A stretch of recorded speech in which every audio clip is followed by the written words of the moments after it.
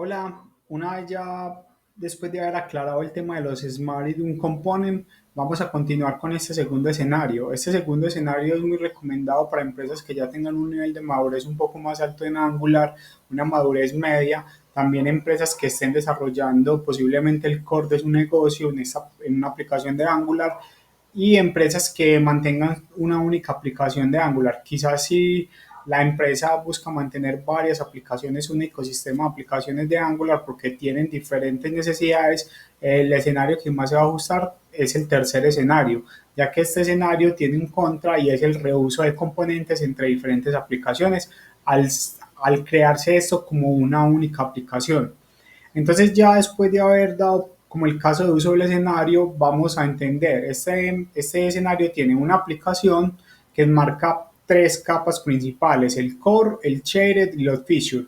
El core es, digamos, donde vamos a colocar todas las dependencias que se inyectan una única vez en Angular y dicho core lo vamos a inyectar directamente en el módulo principal de nuestra aplicación. Luego tenemos la capa Shaded, que acá se vuelve muy relevante el tema del que hablábamos de componentes inteligentes y componentes bobos, ya que dentro de esta capa Shaded lo único que vamos a tener son artefactos bobos. ¿Qué quiere decir? Que vamos a poder reutilizar a lo largo de la aplicación. Es decir, si vamos a hacer un componente, tiene que ser un componente bobo. Si vamos a hacer una directiva, tiene que ser una directiva que reciba unos inputs y a través de esos inputs simplemente haga un comportamiento que no tenga mucha lógica de negocio acoplada. Lo mismo los pipes y los servicios. Y los temas de CSS también deberían ser un poco genéricos. Para eso no vamos a utilizar CSS, sino que vamos a utilizar SAS, que nos permite obtener mixing, funciones y demás, que son este tipo de artefactos que vuelven que nuestro código CSS sea genérico. Eh, si, por ejemplo, tenemos que reutilizar un componente inteligente, que un formulario que tenga lógica de negocio, que haga llamados a servicios, también lo podemos ubicar en la capa Shader, pero entonces deberíamos ubicarlo dentro de otra carpeta que se llame Smart para diferenciar que esos componentes tienen alta lógica de negocio por dentro.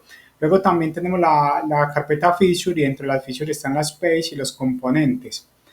Los pros de este escenario son la modularización que tenemos un gran nivel de modularización, tenemos también un menor nivel de acoplamiento de librerías externas, porque ya este escenario sí nos da una directriz y la directriz es que cada librería externa que venga no la podemos utilizar e importar directamente sobre nuestras pages y components, sino que deberíamos crear un componente personalizado o un componente propio. Nuestro componente propio por debajo utiliza la librería externa y el que necesite de ese componente llama a nuestro componente propio. Digamos, es como un puente.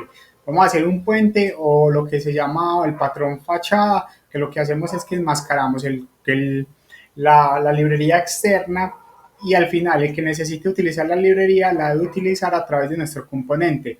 Esto lo que nos permite es no tener dependencias de terceros y en el momento que esa librería quede obsoleta además, simplemente la cambiamos en nuestro componente interno y las demás componentes que lo reutilizan no tendrían por qué darse cuenta.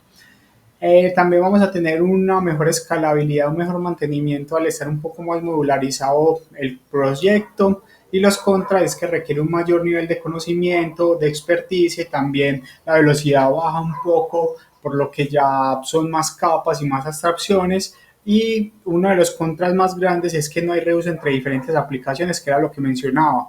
Si, por ejemplo, nuestra empresa tiene 5 aplicaciones, creamos un componente súper teso y necesitamos disponibilizarlo a las otras 4 aplicaciones, nos tocaría crear una librería, empezar a lidiar con problemas de versionamiento, con temas de registro y privados, que son como, digamos, repositorios como npm, pero privados.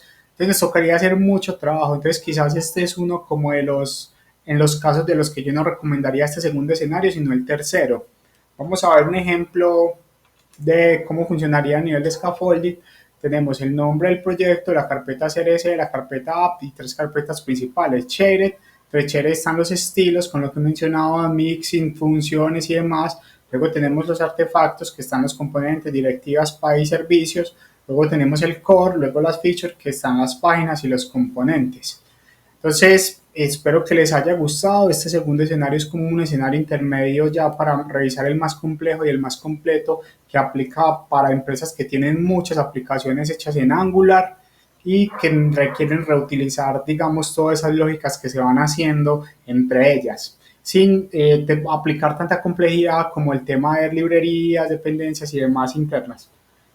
Bueno, nos vemos ya en el próximo video para explicar el último escenario.